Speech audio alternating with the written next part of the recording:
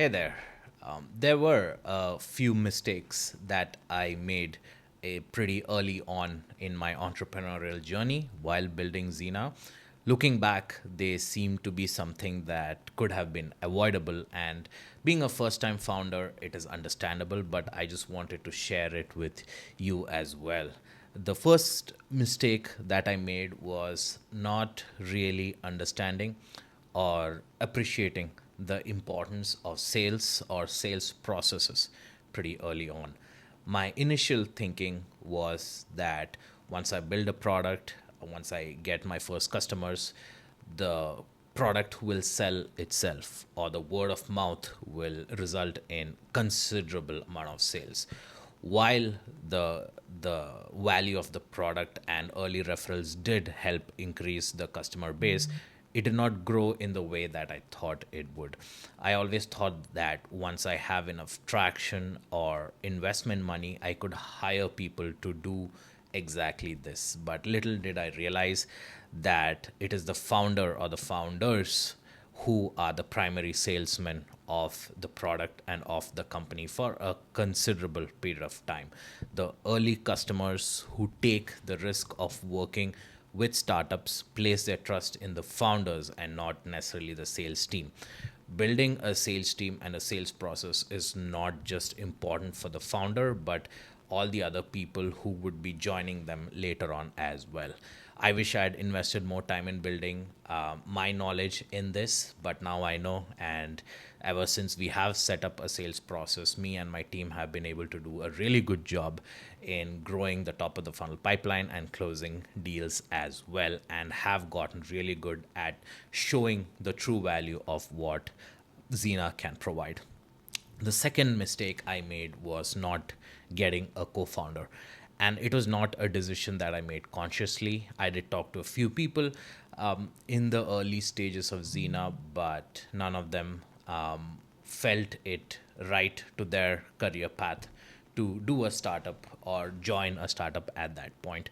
So I had to do it all on my own. Looking back, it was quite a stressful period. It still is to an extent, but during the early phases when there is very little certainty, there is no sounding board, and there is no one to balance you out or complement your skill sets, things do take more time than they would if there was someone as well. Of course, being a solo founder is a character building experience. You will learn things that you never knew.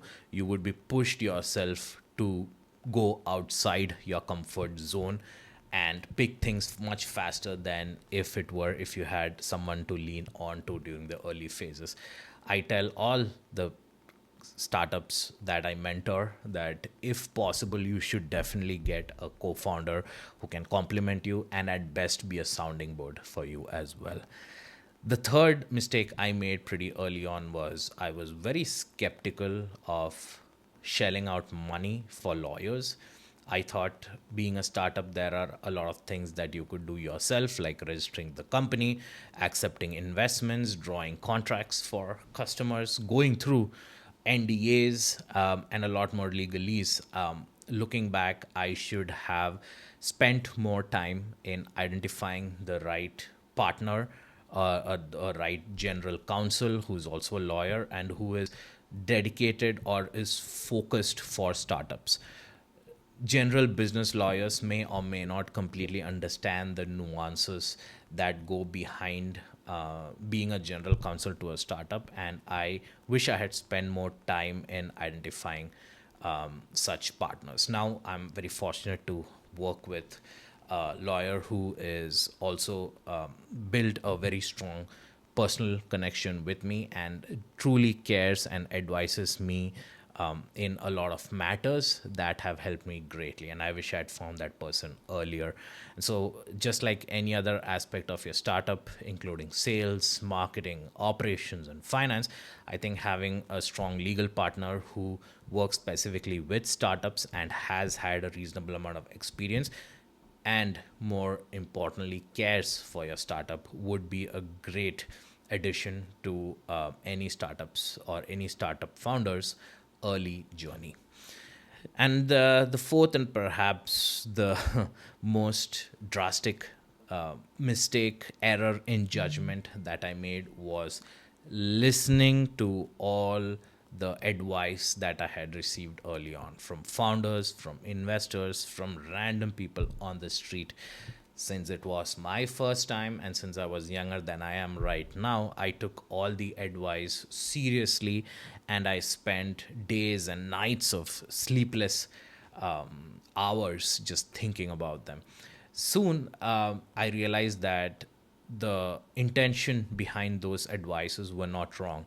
It is just that everyone's journey is different.